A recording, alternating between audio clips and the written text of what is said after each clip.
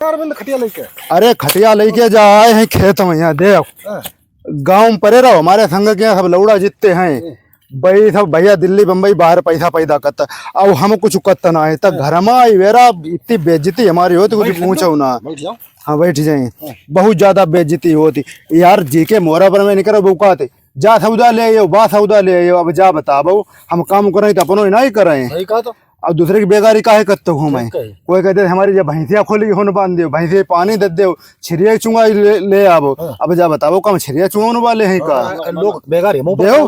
बड़े बूढ़े अगर मोहरा पर बैठे मिल जाए तेरे मोहरा पर में निकल जाए, लल्ला कहाँ जाते ले, एक बंडल ले आइयो, एक माचिस ले आइयो, बताओ हमारो जीवो हराम मुकद्दर कहते हैं बेइज्जती करके देते हैं। और जलवा उन्हीं के गाँव है जो लौड़ा बाहर 10,000 5,000 पैदा कर लो, मार को पेप्सी पियाओ, को पुड़िया खवाओ, उनकी बाबा उनके फलाने देखो लड़का इतने पैदा करते इज्जत होती। अब गाँव बनाए रहे, अब हम लौड़ा संग बाहर चले जाए यार दिल्ली बम्बई 10-5,000 पैदा कर लें, बहुत बेइज्जती होती यार। बेगारी हम ऊपर लोग बहुत कराओ, देखो